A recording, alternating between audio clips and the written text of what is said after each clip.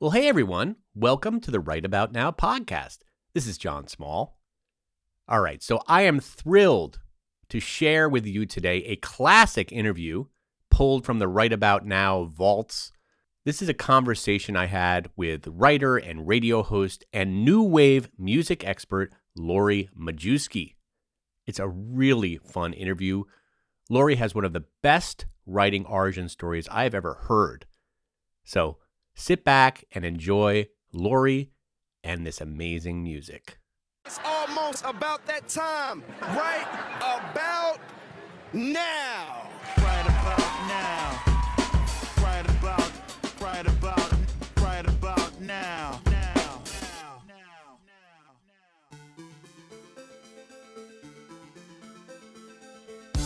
Well, hello, everybody. Welcome back to Right About Now. I am your host, Jonathan Small, and as always, I am thrilled that you're with me today. Oh, if you recognize the song in the background and it brings back fond memories, and you're going to love this show. This is a show that focuses a lot on 80s new wave music. And even if you hate 80s new wave music, I think you'll still really enjoy the show. Why? Because my guest, Lori Majewski, has quite an interesting origin story. She started off, well, I'm gonna let her tell you everything. I always blow it in the intro. My wife says, you give away too much in the intro. So I'm gonna hold back. I'm gonna let Lori Majewski tell the tale of how she was once, here I go again. Let me try this one more time. My guest today, Lori Majewski, hosts shows on Sirius XM's Volume Channel and First Wave. She is the co-author of the book Mad World, and she is the world's biggest Duran Duran fan.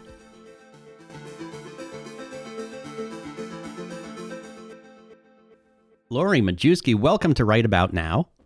Hi. I'm glad to be here. I am so happy you're on the show.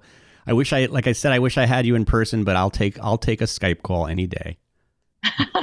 Well, it's nice to be answering you back since I listen to your podcast all the time now. I'm really talking to you, but you're not talking back. Well, it's the same. I listen to your show all the time. At least definitely your weekly show on Sirius XM, your playlist show. It's amazing, and I want to talk about that because I love that show, and it's like you curate my own childhood memories. So we definitely want to get into that. But before we even get into talking, because we have so much to talk about, I thought it'd be really cool for you to read a passage from your book about the first time you ever heard a Duran Duran song. Can you indulge me with that? Oh boy. Yes. From page 36 of Mad World. Duran Duran chose me. I had no choice in the matter. I still remember clear as day the first time I saw the Hungry Like the Wolf video. It was like I was being possessed. From then on, everything was different. Everything I thought and felt was in the name of Duran Duran. I traveled to their concerts and waited outside their hotels and recording studios. I ran an internationally known Duranzine, fanzine, before pursuing a career in entertainment journalism, just so I could be paid to be near them. I married a man named Simon, only to divorce him for an even hotter guy named John. I have lived for them, lied for them, and questioned my own sanity over them, and I would do it all again. Don't say a prayer for me now. Save it till the morning after. That is so good, and it totally encapsulates everything you need to know about Lori Majewski. I mean, first of all, but no, but in a good way. I mean, so let's unpack this a little bit. You are probably the biggest Duran Duran fan I've ever met. And not only are you a Duran Duran fan, you've even made a career out of your passion for their music and the music of that era. So explain this moment. Do you have this memory of being that 9-year-old kid hearing Hungry Like the Wolf for the first time? Do you actually remember like what happened to you? I do.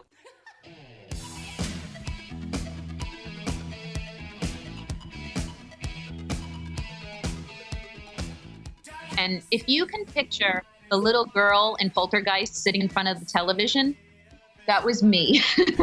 It was just like that. I was I think 11 years old. I was sitting in my parents' living room in Weehawken, New Jersey. And I was watching this, at that point, about a year-old cable television channel called MTV. Maybe it was 2 years old, I'm not sure. And I saw this video, and it looked kind of like a cross between James Bond and what's the one that Harrison Ford is in? He has the hat and the snakes. Indiana Jones. Indiana Jones, yes. It was like a cross between that. And then John Taylor came on the screen, and he had a blazer on, but no shirt underneath. And he shakes his head no. And I really don't remember what happened next. At that point, they had to revive you. You had passed out. Yeah, it was probably something like that. Yeah, I mean, I'd seen all of their other videos, but at that point, I went from, oh, this is kind of fun, to like basically a disciple, like, you know, a card-carrying member of the Duran Duran army, Duranis. Did they call themselves Duranis? Yes, and it only has one N. I hate when people spell it with two N's. It's Duranis, Duranis. So what was it about them? Because obviously they're incredibly attractive, but it went a lot deeper than that for you. I think it did. It was exotic. You know, for a girl in Weehawken, New Jersey, which is right across the river from Manhattan, from New York City, it felt incredibly exotic. It felt like, you have to understand, when a tweenage girl, a guy in her class will never return like the feelings that she has for them, because the guy in her class is maturing at a much slower rate than the girls are. So I could look to this band, I think, and think they were, you know, they were incredibly mature and they were cool. They would be great boyfriends. They would take on trips all around the world. I mean, later on, A View to a Kill is in Paris. You know, they go to the Caribbean and They're Rio. very exotic. Exactly. And, you know, it's interesting. I've talked to Nick Rhodes from Duran Duran about this a few times, and he said David Bowie did the same thing for him. You know, that made him feel like he aspired to more in life than just living in Birmingham, England, you know, in the little row house that he lived in with his parents. And that's what Duran Duran did for me, I think. But it also, even more important than that, it gave me an identity and it gave me a mission. From that day on, I started to collect magazines with the band's interviews. And I noticed one day that there was a woman named Suzanne Colon who wrote an article. I think it was an interview with Duran Duran. If not, it was in Excess. And it was interesting. A woman, she gets to do this. I think this is what I want to be when I grow up. I joined my high school newspaper. When I got to high school, I became the editor. I chose college, Fordham University in Manhattan, not the one in the Bronx, because it was close to hotels where bands, including Duran Duran, stayed. And I became the editor of the newspaper there, the arts editor, and I did an interview with Duran Duran. And then I decided to go and get internships at magazines where hopefully I could get paid to do an interview with Duran Duran. Let's talk about this, going to the university that's near the hotels. So did you kind of like literally like wait outside the hotels for the bands to come back? Yes. So basically in 1987, I slept out not one, but 2 nights to get Duran Duran tickets to the Beacon Theater. And I met a bunch of people there that knew not only where Duran Duran stayed, but all the bands stayed. And I kind of made a little map. Okay, Duran Duran's at the Parker Meridian. U2 is at the Omni Berkshire. You know, the Eurythmics are at the Mayflower. You know, I pretty much was like the number 2 in the class going into my junior year in high school. And then I graduated 5th, and I attribute dropping those 2 spots to the fact that now every day after school, I was going over to Manhattan to wait outside some hotel and talk to my idols. And eventually that went from, can I have a photo? Can I have an autograph? To, can I ask you 3 questions? And I would bring a little tape recorder and I would ask them 3 questions. I asked Bruce Springsteen 3 questions. I asked Natalie Merchant 3 questions, Wayne Gretzky, you know, and then. Do you still have those recordings? Those would be incredible to hear. You know, you're not the first person to ask me that. I have to go to my parents' house and see if I could find them. And it would just be so funny to hear, because the Fordham University, the paper was called The Observer, and there's also the New York Observer. So I never identified myself as being from the Fordham Observer. So I think they thought the New York Observer. And I remember asking Natalie Merchant about supporting Governor Brown for president. Like, I was very mature in my questions. So I had a column, I think it was called About Town or something like this, where I could put in my little sightings. I remember Ivanka Trump, when she was divorcing Donald, I asked her a couple of questions at her book signing. So yeah, it was kind of funny that I was always thinking, how can I get them to answer my question? What did you come up with? Well, I think the fact that I was this young woman endeared me to a lot of the rock stars. And I think that to female celebrities, they kind of felt an affinity for me and wanted to help me out anyway. And once I would open my mouth and ask questions that I always researched, I think they were surprised. I think they were really surprised. So what do you remember the first time that you actually spoke to somebody from Duran Duran? I was 16, so that's about 5 years after I fell in love with them. This is just when I've met them in general. I remember the first words I said to Simon Le Bon was, "I like your jacket." The first words I said to Nick Rhodes were, "Can I have your autograph?" And I wasn't able to say anything to John Taylor because I was shaking too much. He was my favorite. And when he turned and walked away, I threw up on the sidewalk. Oh, my God. I got it together because only, I'd say, 2 or 3 years later, I was doing my first interview with them. So I basically came up with the concept of a fanzine, my own magazine. We have blogs today, but back in the day, we had fanzines. I came up with the idea of my own fanzine, my own Duran Duran magazine. So therefore, I could talk to them and have them do interviews for my magazine. They closed down their Duran Duran fan club, like probably at the end of the 80s. And I felt I could take the place of that fan club and I could tell kids all around the world what was up with Duran Duran. And they were really cool about it. I would start by sending them to their homes, like little questionnaires for them to fill out. And then it evolved to the point that they allowed me to visit them at their hotels or at the recording studios to do like little interviews. And they were always seriously professional interviews. Like I was always asking them questions about their influences and how they chose the producer for this record and that kind of stuff. Like I always prided myself on not sounding like a quote unquote fan, even though it was for a fanzine. So this is pre-blog, pre-internet, pre-digital. And so you actually had to print a physical magazine. Like, who were your subscribers? How did you do all that stuff?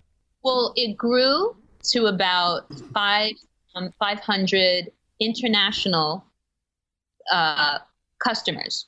And basically, I was really savvy. I wrote to like Tower Records Pulse, and they put a little ad in their like back of the book for me. I had myself get interviewed for the Los Angeles Times when I went to a Duran Duran concert out there, and I made sure they mentioned my fanzine. And but there was no Google. You couldn't just Google and find. So people would find out through word of mouth. And I also asked record stores to carry my fanzine, and that's another way people found out about it. That is amazing. To this day, there are publicists that I know who remember me as a college student, and they just were like, you wouldn't let go. Like I might have called once or twice, and if they still said no, I called a third time. Yeah, like, you were aggressive. Yes, I was, but I call it fearless, because nowadays I wouldn't be like that.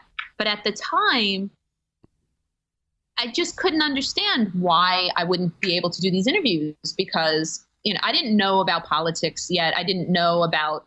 So I thought that all these celebrities had time for was to do interviews. So I was like, why not me?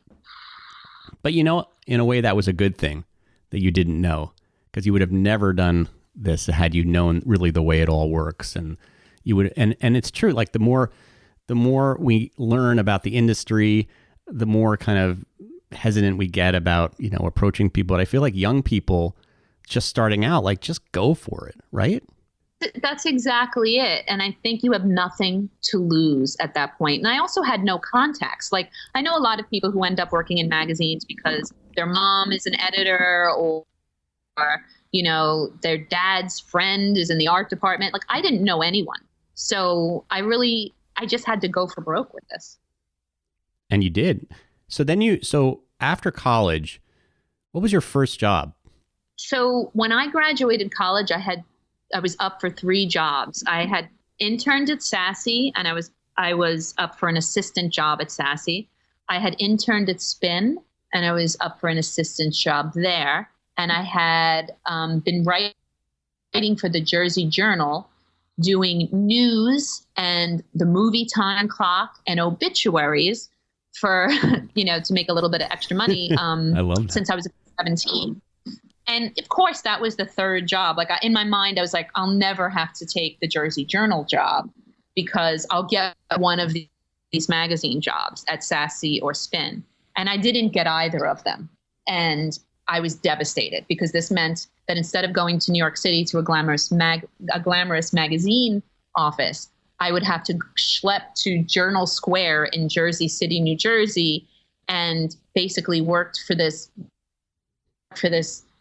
daily newspaper that there was probably like 3 women there, and I would have to report on fires and go to like town hall meetings, and it was just the most dreadful thing I could imagine. But what's really cool is while I was there, I saw a movie called Perfect with John Travolta and Jamie Lee Curtis, and it's a terrible movie. Oh, but the opening scene of the movie, he's the obituary writer at the Jersey Journal. And they show the offices that I work in, and they show the horrible, the Jersey Journal, like, marquee in the middle of Journal Square. And I'm like, wait, what? And so it starts out with him taking these phone calls for obituaries, like, yeah, I got another dead one for you. And he takes down the information. But the next scene, he's at a photo shoot and he's working at Rolling Stone. And I thought, there's hope for me. I can get out of here. And 8 months later, I got my first job at a magazine at YM, which was Young Miss, or it became Young and Modern while I was there. Yes, Young and Modern was the most brilliant name change for YM that was ever conceived, because Young Miss didn't work. I think what's so interesting about you, Lori, is like, you see an article written by a woman and you think, oh, I can do that. I'm going to write an article, I'm going to write articles. And then you see a scene from a John Travolta movie about an obituary writer who goes on to write for Rolling Stone, and you think, I'm going to do that. So you like definitely always looked for cues and inspiration your whole life. Well, yeah, because I always felt without having my parents didn't go to college, and my parents they didn't know anyone in the publishing industry. So I always felt that I had to make whatever was going to happen, I had to make it happen myself. I never got a reference. Like, when I applied for college, my parents didn't even know where I was applying. Like, it's interesting. It's almost like the Charlie Brown parents, wah, wah, wah, wah, wah, wah. Like, today I see my friends with their kids, and they're helicoptering. They like make sure, where's the kid applying to college? And I'll write that $75 check or whatever it is. But with me, my parents wouldn't have even known how to point me in the right direction. So I had to kind of make all of this happen for myself. So these cues that I took that you mentioned, they were all I had. That's amazing. But not everybody would have seen them. So you have a special gene that you really recognize, like, and you get yourself motivated by things like that. I think it's awesome. Well, also desperation, because I didn't want to be writing about, writing obituaries. I remember I did the lottery box too. And one day I put the wrong number in and somebody thought they won and they didn't. It was terrible. Oh God. What happened? Did you get in trouble? Yeah, it was pretty bad, but, so, I wrote an apology the next. Oh my goodness. So do you ever have to write obituaries of any famous people? No, in fact, my main memory, it was of the Jersey Journal was a local paper, and my main memory is actually tremendously sad. It was really at the height of AIDS, And I remember entire families being wiped out during the 6 months that I was doing it. Like, I remember every other day, another person from a family dying. And I'd be like, and what's the cause? And they were like, AIDS. And we didn't even call it HIV yet or any complications to it. It was straight up AIDS. And I just remember thinking, this is the saddest thing. I can't do this. Yeah. Thankfully, you didn't do it for too long and you were able to cross the river and come to the Big Apple. Yes. How did that happen?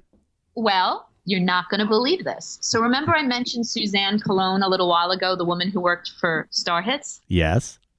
Well, one of the reasons I applied for this job at YM, although I was not a big fan of teen magazines, my friend and co-author of Mad World, Jonathan Bernstein, he's the one who pointed me in the way of Sassy. And he was like, it's not just another teen magazine.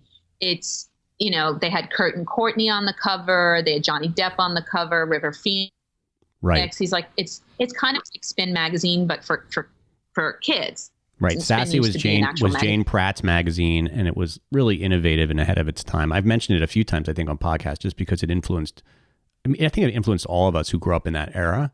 Certainly when we were putting together Twist, we were like, how do we make it more like Sassy? And I'm sure you maybe thought the same thing with Teen People. Like, it's just, that was the original like conversational voice, and it really felt like a teenager was writing and talking to you. And yeah, all the writers used their first names. I love that. Yeah.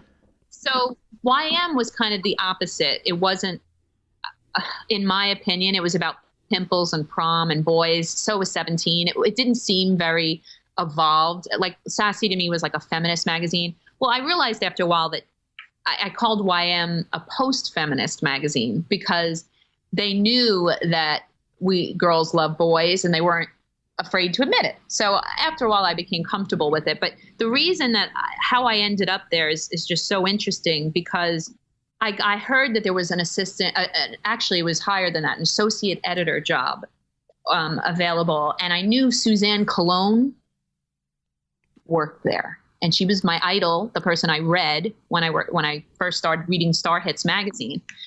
I went in for the interview, and at the end of the interview, they asked me, how did you find out about this job? And I said, well, someone told me about it. And the reason I'm here today, I was hoping I might be able to meet Suzanne Cologne.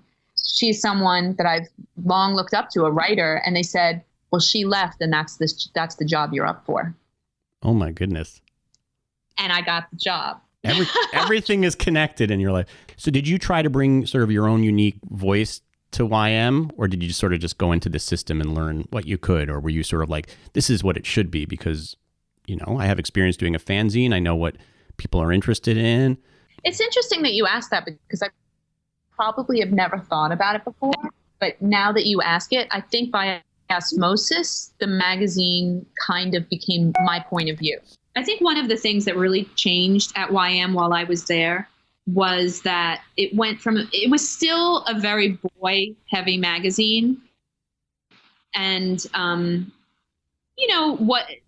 a big question for a guy celebrity would always be, what do you look for in a girl, and that stayed the same, but I think it became a much more entertainment focused magazine. And that was, I'd like to say a lot of the reason that became the way it was because I was so rabidly a fan of entertainment. While I was there, like, they had covers, some of them were models, and then all of a sudden there were never any more covers with models. They became exclusively actors, actresses, and more musicians. Brandy, Toni Braxton. My big moment was getting Gwen Stefani for the cover. And when she was in... How did you do that? Well, it took months. And it's funny. People who work with her still remember it, that I would not take no for an answer. Here I was, like 24 years old. And I just kept calling and kept calling. And they'd say she doesn't want to do the cover without her bandmates. If you remember, she had the video for Don't Speak, right? Which the video is basically about how her bandmates become angry that she's getting offers for covers. Jonathan Bernstein, who's now my best friend, did the cover of her alone, the cover story of her for Spin. And that's the story, that's the issue that video was based upon, that her bandmates became jealous that she was being singled out. And so they said, we don't want her to be singled out again. And I was like, but this is a teen girl magazine and she's a role model for them. And then I would call back and say, we'll feature the guys on the inside. And then I'd call back and say, you can't stop this. She's a star. And I would just keep calling. And over the course of 6 months, I wore them down until I got that cover. And within a few months, I was being offered a lot more money and an even bigger title to go and start a new magazine for teen girls for Time Inc. called Teen People. And I was the second hire after the creative director that they made there. That's awesome. So you get to Teen People, suddenly you're at the Time Inc. building. This is when there was a Time Inc. building. And this is when Time Inc. ruled the world.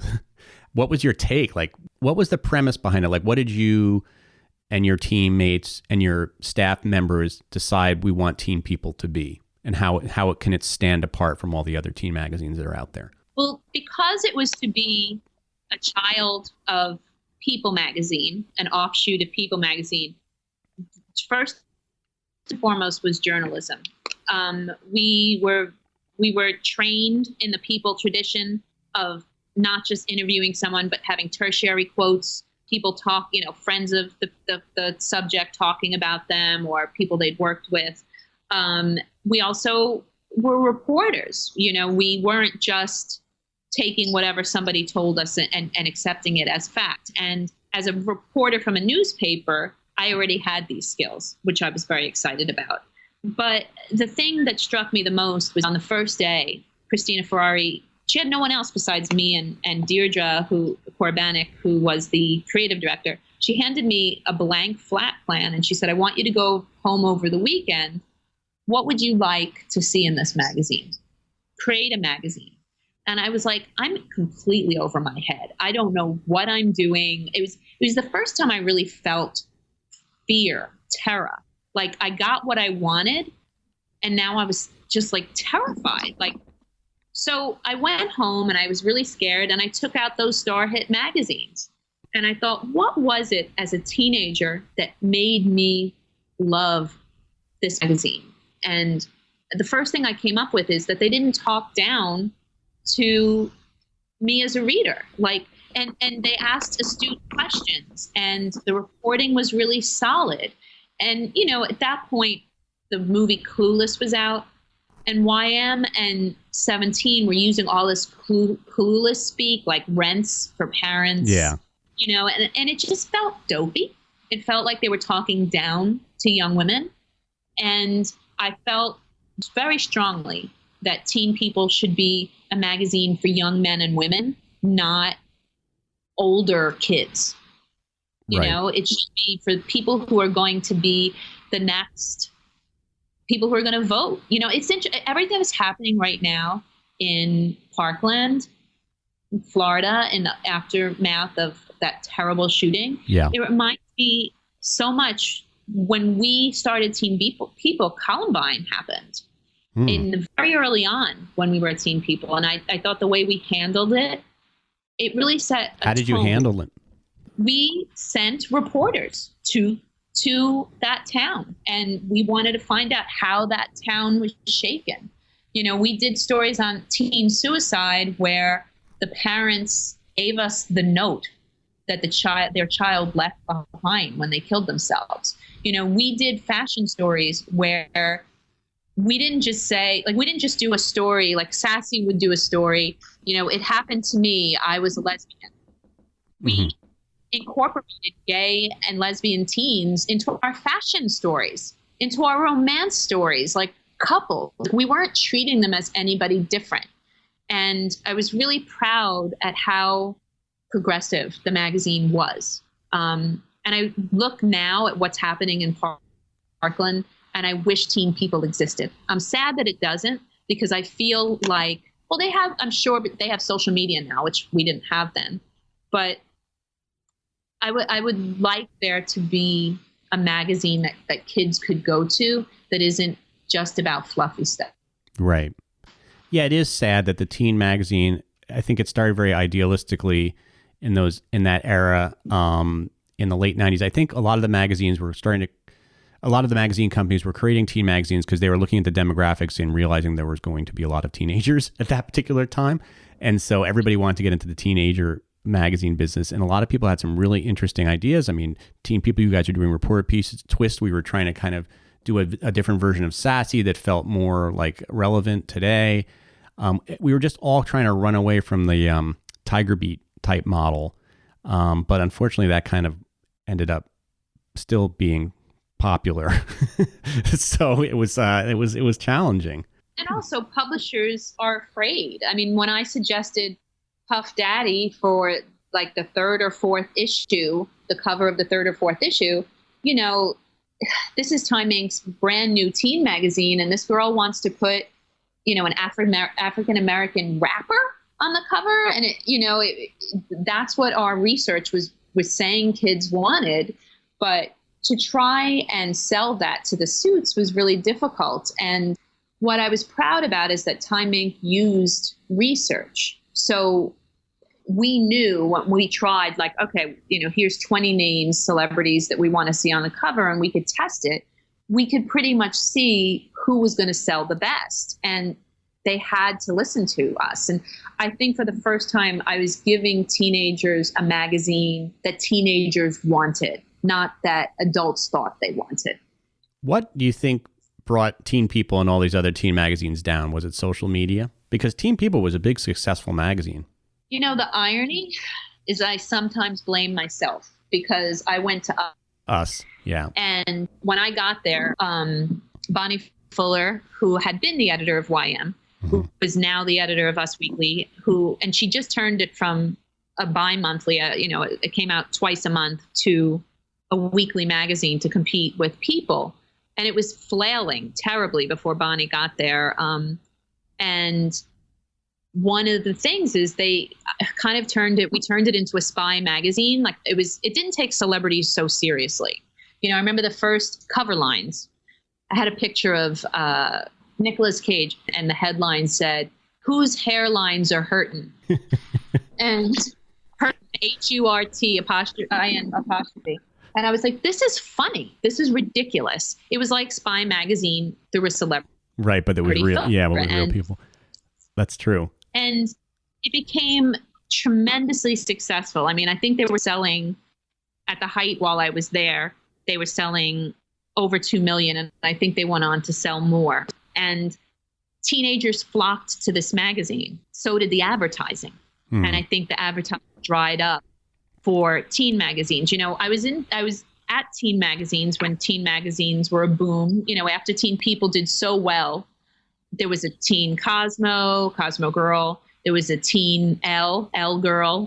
There was, Twist, right? That opened up all these. So it was the golden age of teen magazines. And then suddenly, after I was at Us Weekly for a while, working on that magazine, there was a proliferation of weekly celebrity magazines.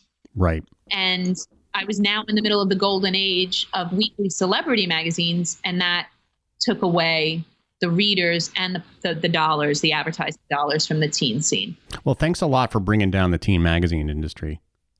And journalism in general. And journalism in general. Really appreciate it. Take credit for that, too. Well, so during all this time, what's happening with your interest in Duran Duran and new wave music in general? Is it sort of just like a side hobby for you, or are you trying to pursue it? Because obviously these magazines are not covering the 80s. These are magazines that are for teenagers at that time who are not listening to that music. That's a generation earlier. So what were you doing? When I'm the Teen People, it's NSYNC, Britney, Backstreet, 98 Degrees, Pink. Did you like that stuff? I mean, did you like the new stuff? I loved No Doubt, and I loved the Spice Girls. I still love that stuff, but yeah. It's definitely a guilty pleasure. And when I say guilty pleasure, I don't feel guilty about it myself, but it's not something I don't go to put on an NSYNC album necessarily. Like I don't ever, but I appreciate that they meant a lot to my readers. But then I get to Us Weekly, and now, it was at one of my parties that Nick Lachey and Jessica Simpson meet. And now I'm at Us Weekly and we're plotting their demise as a couple. And it was really hard. It was really hard because... Wait a minute. Wait, Jessica Simpson and Nick Lachey met at one of your parties? Do explain. At a Teen People party. Oh. They met, and, I became very close to both of them. And now I get to Us Weekly, and they have this new television show called Newlyweds. And, they created themselves as a brand. They made themselves into this brand. And, when you root for a celebrity couple, then everyone also roots for them to break up. It's a great American tradition. It was hard because that is hard. Felt like now Britney and Justin broke up, Nick and Jessica broke up, and I was getting farther and farther away from writing. I was getting farther and farther away from my passion, which was music.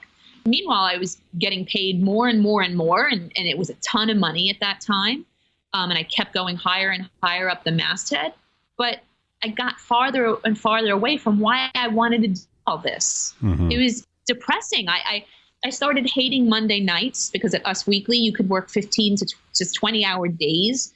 We closed the magazine on Monday night. I used to, on a Saturday afternoon, start dreading going to work on Monday. And I just knew I couldn't do that for too long.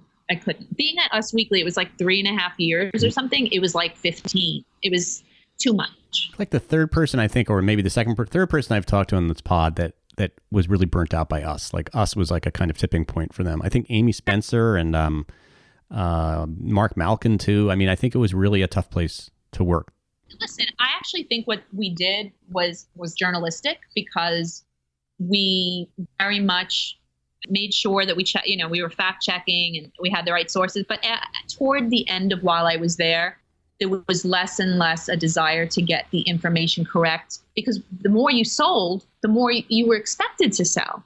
It's not like we sat around going, wow, we used to sell 150,000. Now we sell 2.2 million. That's great. Now they want 2.3 million. Now they want 3 million. So one of the reasons I left is I felt that the actual factual content of the magazine was being compromised. And it was sad because this was the first time in my career which everything got better every single year. And I was so psyched and I was making more and more money. This was the first time that I kind of saw the end of the magazine era coming. I no longer saw magazines as a glamorous place to work. It became drudgery. And it was somebody who wanted to do that since pretty much age 11. It was a big eye opener. So what did you do? Well, I mean, there were small spurts of trying to remain in the industry. I became editor-in-chief of Teen People right after Us Weekly, which was a dream come true because, I was going back to the magazine that I created, but I was going back to a place that was fighting for room on the newsstand because now there were 6 celebrity weeklies and fighting for ad dollars, and the magazine closed down completely, went out of business within the first year I was there.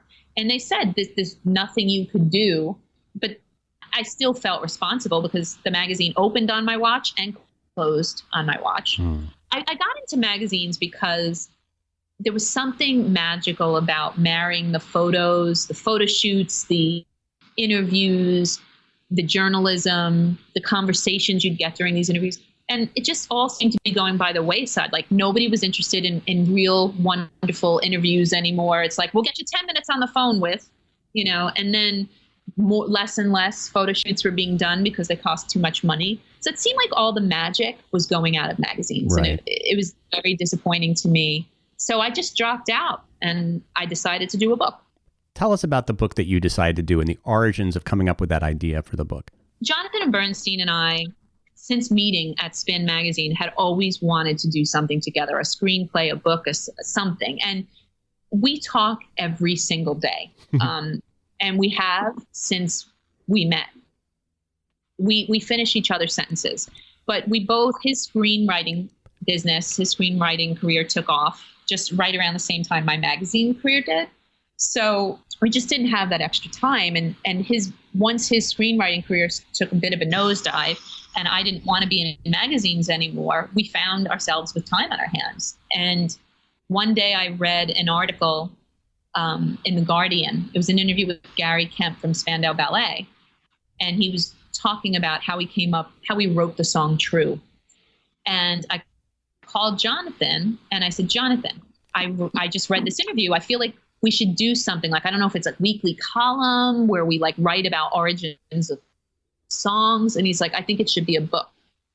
And we just mutually came up with the idea that it should be about the post-punk new wave era because we both love it. When we met at Spin, It was because he was talking about how much he loves the Lexicon of Love album by ABC. And I was like, what? It was at the height of grunge. I was like, somebody's talking about ABC here now?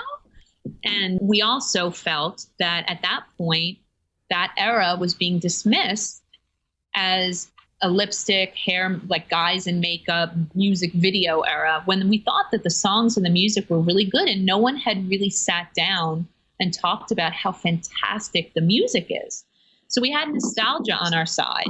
People were thinking the same thing we were, even if they weren't saying it out loud. So when this book comes out, they want to read it, you know? And also the artists were really interested in credibility. There were so many books about punk and grunge, and everyone gives them gravitas, classic rock.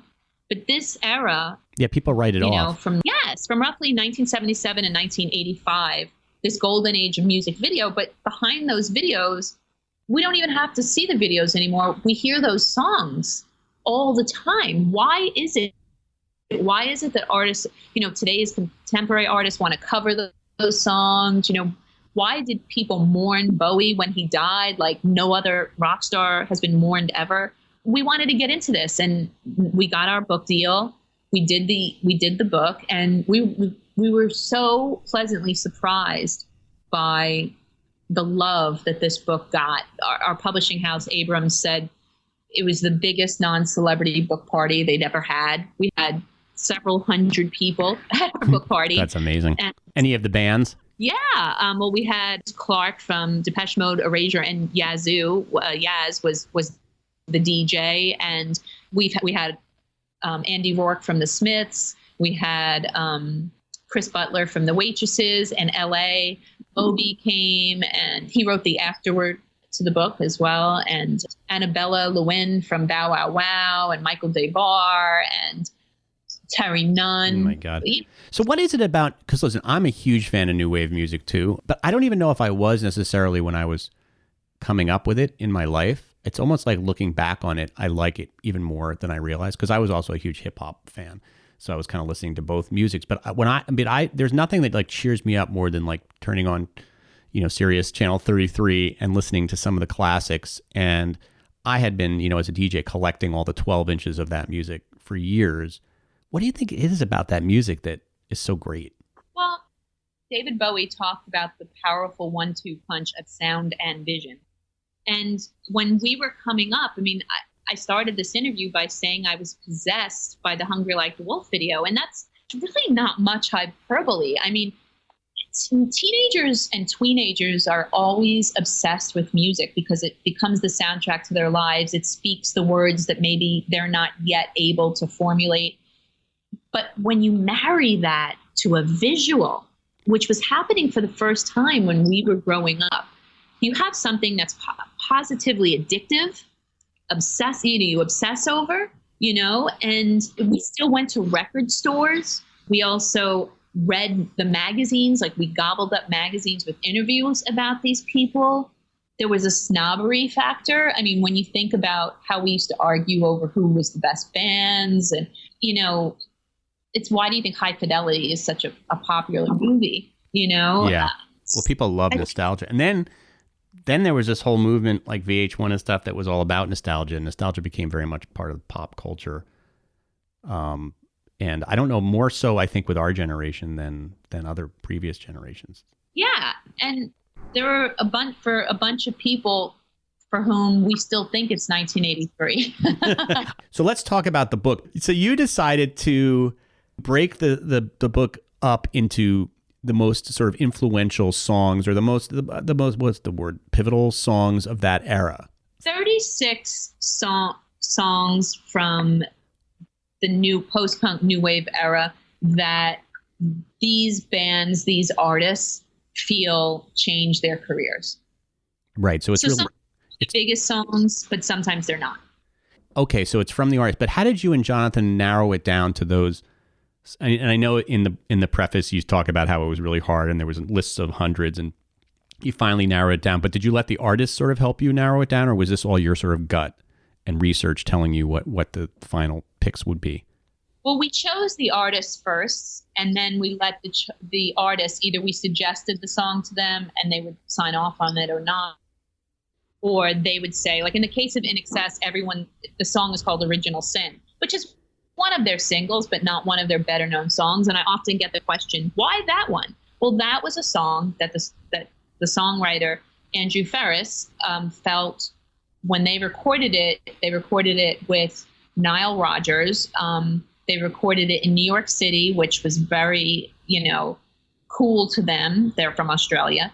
And they had Daryl Hall on backing vocals. So they felt it gave them a confidence to go to the next level. And that's when you get, the Kick album and the X album. You get the Need You Tonight MTV Breakthrough video. You get Michael Hutchence as a rock star, but it all starts in his opinion. It all starts with the Original Sin. Yes. Yes. And, it may not be their biggest hit, but he thought it was a game-changing song. So some of them are very obvious, when you look at something like Echo and the Bunnymen and the Killing Moon, or Thomas Dolby with She Blinded Me with Science, but some are less obvious, and that was up to the artist. What were some surprises for you? Well, definitely the In Excess one. Depeche Mode, New Life. I just thought it would be Just Can't Get Enough, but Vince Clarke, who was a co-founder of Depeche Mode, explained that that's the first song that they ever heard of their own on the radio. And it's kind of revisionist history when we think about Just Can't Get Enough now, because it's a song you hear in Target ads. But the truth is it was not a big hit when it came out. So that was a song that was a surprise. Only You by Yaz. While it's a fan favorite, the reason he wanted that was he wrote it as a Depeche Mode song, and it was rejected, and then that's why one of the reasons he decides to start his own group, which is Yazoo in England, Yaz here, and he brings that song to that group. Oh man, Situation is my favorite Yaz song by far, but that's what I would have thought they chose. Yeah, so or Don't Go. Yeah, those are the surprise ones. And this must have just been so fun for you to write, because you get to talk about your favorite music with your favorite artists. And did you sort of split? How did you, Jonathan, split this up? Did you sort of take on, I'm going to call such and such band, and you're going to call these band, and we're going to make this happen? Oh, yes. But there were lots of fights, because I wanted to talk to Andy McCluskey of OMD. And he's like, no, I knew them, because he's 10 years older than me. He's like, and he's from Scotland. He grew up in that, in the hood. Right, and that's why he got Midjour for Ultravox Vienna, because he felt they're both from Glasgow, so he's going to take Midjour. And I was like, but I love Midge. So, we argued. But the one thing we had in common is when we actually were ready to get these artists on the phone, these people that we grew up loving and listening to, almost every time we almost threw up, like that 16-year-old girl I was after I met John Taylor for the first time. We would be on the phone, and I'd be like, I have an interview in a half hour with Peter Hook from New Order and Joy Division. I was like, I'm going to die. I just don't know how I'm going to do this. And suddenly, it took me all these years, but it's like I was that girl in high school all over again. It's funny. I was finally getting to do what I set out to do as a writer, and all these jitters. I no longer was fearless like I was when I was that girl going up to people in high school and college. Can I ask you 3 questions for the Observer? Now, I don't know. John Taylor explained something to me that was just so profound. He said, it's like the more you accomplish, the more afraid you become. He explained that when he was doing the first few Duran records, he was so fearless and almost cocky. He wanted to prove, look how I can play bass. And he would, what comes out of it is some of his most iconic playing, like the Rio bass line. But once they've had a certain amount of success, 4 albums in or 5 albums in, he suddenly is in New York and, he sees how jazz musicians are trained musicians, and he was never trained. Mm-hmm. And suddenly he gets cold feet and his playing isn't as ambitious.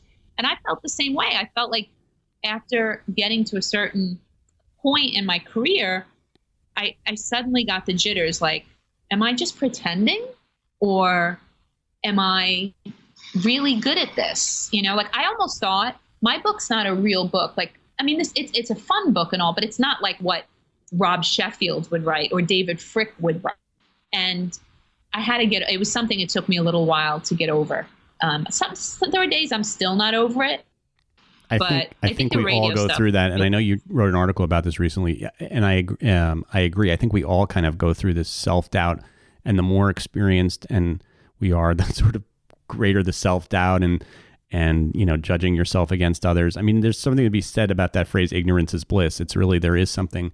And it made, as you were saying that, it made me realize that, you sometimes wonder, why do these bands that I love so much, why were all their best songs like when they were in their early 20s and teens, and then like whenever they tried to make a record after that, in their 30s and stuff, they just couldn't recapture it. And maybe part of it is that they just didn't know any better.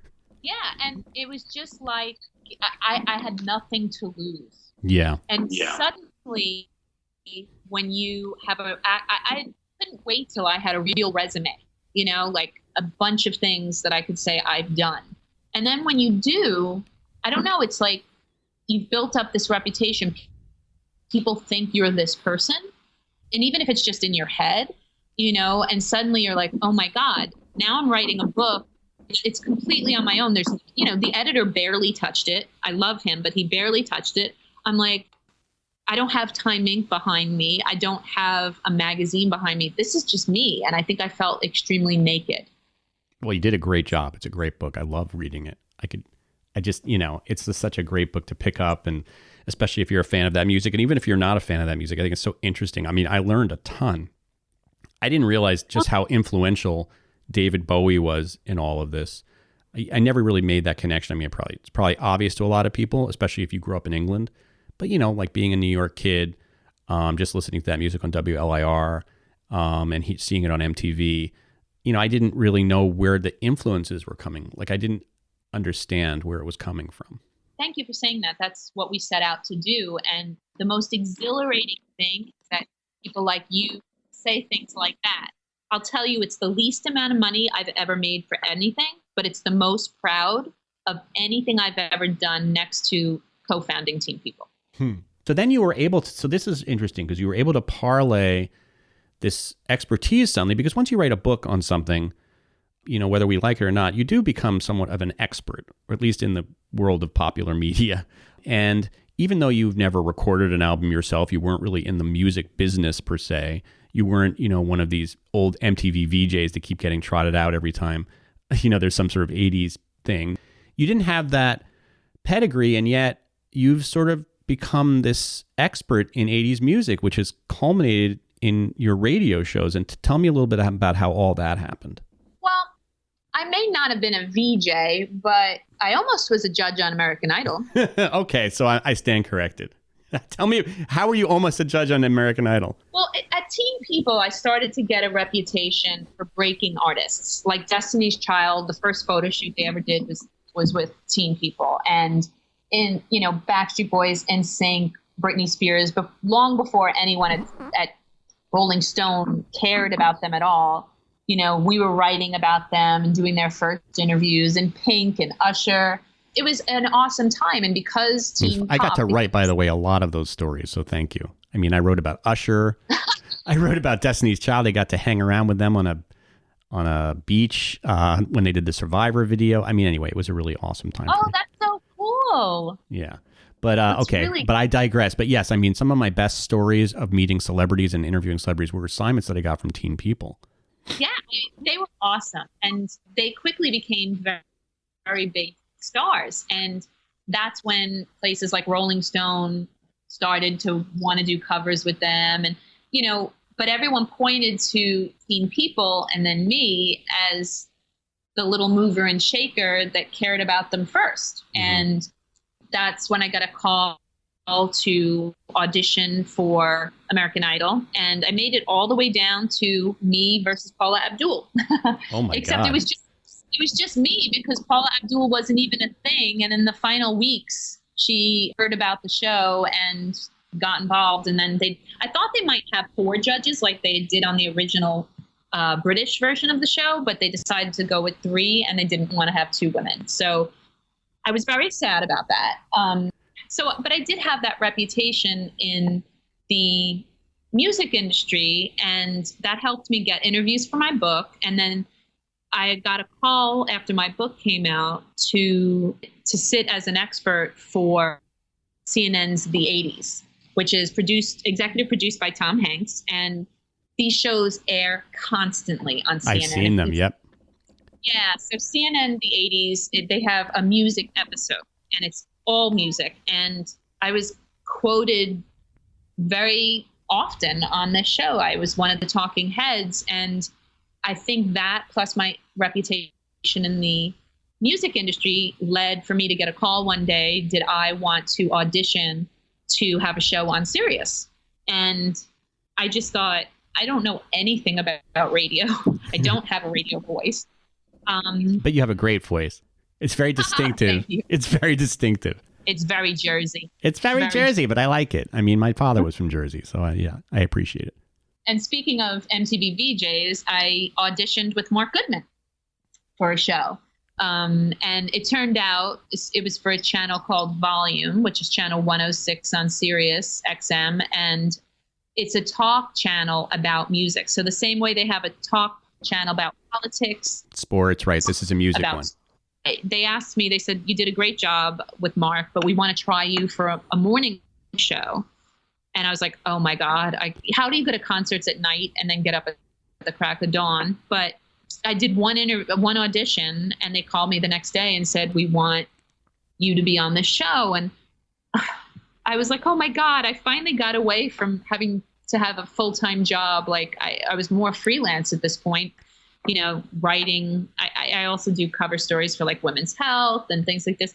But the idea of getting to what I originally wanted to do, to, be a journalist in the music realm and interview musicians almost every day and talk about music every day. Because it's really similar to writing. And every day I script out things that I'm going to talk about the next day. And, I come up with questions for my interviews. It's like what am I, 25 years into my career, I'm finally doing what the 11 to 13-year-old girl wanted to do. It's a dream come true. In the last year, I've had Duran Duran on my show twice.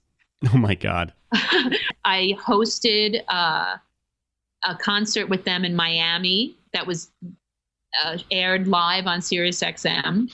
Are you sort of friendly with them now? Have you become sort of friendly with the band? Oh yeah. Yeah. I became friendly with them when I had my fanzine.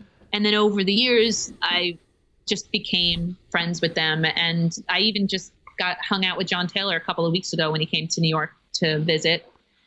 Yeah. So do people recognize John Taylor, like when you go out to like dinner and stuff? Yes. Okay. Yes. Because there are probably many people. There's still many fans. My husband always says my obsessiveness goes to an 11. And it's whatever I'm into, I'm really into. Star Wars and Duran Duran are my 2 biggest things in this life. And I've had Duran Duran on the show twice. And there is a chance, and I'm knocking on wood, that Mark Hamill is going to be on my show this month. Oh my God, that would be incredible. You have to come back and talk to me about that.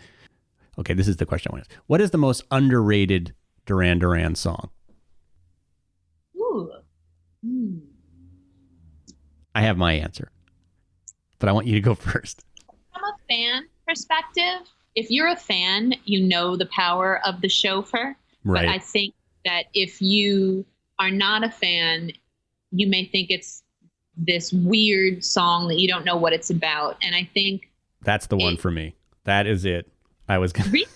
Oh yeah, Blue. Yeah, I love that song. I could listen to it over and over again.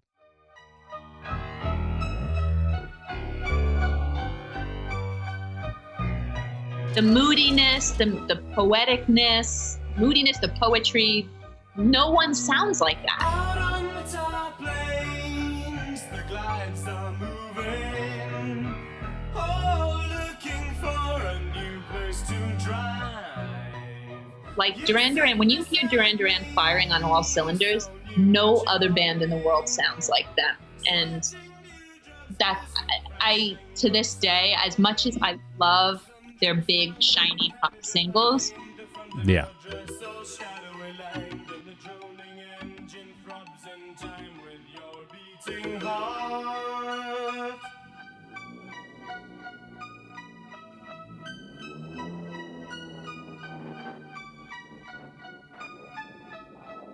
yeah, but I do understand that something like Ordinary World speaks to a mainstream audience in a way that almost no other Duran Duran song does. So I really do appreciate that. But that there's something about the best music from the new wave and post-punk era that is, it doesn't give it all away in the lyrics.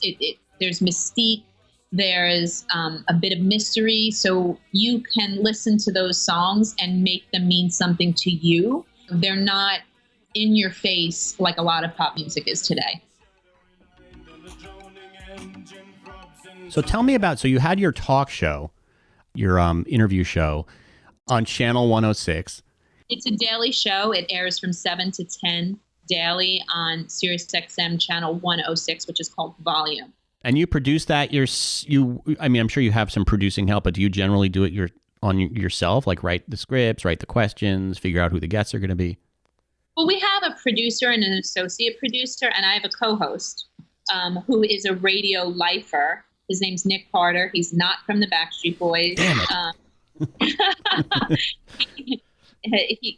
The two of us, we could be like brother and sister sparring and Major Oil and Water, but at the heart, in his heart of hearts, he loves post-punk and new wave as much as I do. Like, we were talking to a millennial who comes on our show, and he was talking about covers, and he mentioned No More I Love Yous.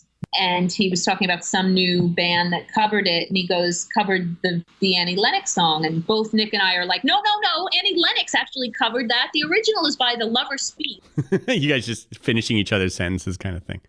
You're just huge fans, yeah. Yes. I love it. But then you had this other show, which is kind of where I rediscovered you, because I guess I hadn't been as familiar with 106, and that is on Channel 33. And that's once a week. Tell us about that show. The Channel 33 is First Wave, which is the post-punk and new wave. To my horror, they now call it classic alternative. I don't like that. I know, why did they change that? It just means we're old. And I guest hosted a few times last year, and it led to having a weekly show on that channel that's called Lust for Lists, like Lust for Life, the song by Iggy Pop. I did not come up with that title, and it's very hard to say. Hi, this is Lori Majewski, and you're listening to Lust for Lists. Yeah, that's a hard one. It's very hard. But the point of the show is basically I make a weekly mixtape, just like you would when you used to have your boom box back in the day, and you would give it to like the person you had a crush on. And I come up with a theme song, like a theme. I come up with a theme weekly that these songs adhere to. So whether I did two recent playlists, one was a mixtape for Valentine's Day, all love songs. And you did that with your husband. Yes. That was so good, yeah. Yes. Oh, gosh. That was so cute that you guys both got on. You probably heard I met him at a Duran Duran concert. That's amazing. I know, it's insane. He loves them as much as I do. And then the next week I did an anti-Valentine's Day of all moody breakup songs and broken-hearted songs. But I've also done songs about miserable winter, because we've had such a long winter in other places like California. I've done songs about, I'm doing an Irish one, right? An Irish adjacent. We have. I was thinking that I would love to do a playlist like on the show with you. Like I'd love to just like brainstorm for 3 minutes a playlist. But of course, now you just told me one that I actually was going to do, because some of the 80s music that I like the most is the music that I remember listening to when my girlfriend dumped me my senior year of high school. And I would just like sort of sit in my bed and cry and listen to these songs. And even to this day, when I hear those songs, I start getting worked up because it brings back such horrible memories. God, it does that. I listened to it when I mentioned or pictures of you, and the first breakup I ever had, I cried my eyes out. Oh, it brings it all right back to you. It's horrible. Mine are. That's a great song, and mine are a little bit cheesier, like Against All Odds, Phil Collins. That's a terrible one. But there's also like Time After Time. That one really got to me. I don't know why. It's not even necessarily a sad song. And it's sad. It is sad. I guess it is kind of sad. Because when she says, and you're wondering if I'm okay? Yeah. Like that idea that the person is no longer in your daily life, and, you're wondering. We didn't have cell phones then. You couldn't just text them. You couldn't tell. And then who's going to drive you home? That's probably is that about somebody with an alcoholic? It probably is. But that song, you just can't even hear it. I get worked up. Because that song just makes me sad. It was just the breakup song. That was the song. Anyway, what's a song that you feel doesn't get enough love from the 80s that is just a really good song? Well, my favorite song of all time is also an 80s song that I think should get more love. It's They Don't Know, which was a hit here by Tracy Ullman. And it had a video with Paul McCartney in it. And the original is by Kirsty MacColl, who's Kirsty MacColl's one of my favorite female artists ever. And I think it's interesting because the way we think of the 80s is the way kids today, and by the way, it's Kirsty MacColl, not Kirsty MacColl. I think the way kids today think of the 80s, they think of it as a cool, like a class. It's, how could I put it? The last good time era. We in the 80s thought of the 50s, like it was like the way we thought of poodle skirts. I had a junior prom in the 80s that was all 50s themed. Kids today have 80s days at school. I know. It's 30 years later. Isn't that amazing to think of that? Yeah. And the They Don't Know video takes her back to the 50s. I think that's a great song to end on. I'm going to take us out on They Don't Know. Lori Majewski, this has been so interesting. I'm sure my listeners will find it fascinating, but you've had such an interesting career, and I'm only looking forward to all the other stuff. You're still young. There's still a lot more to come, so.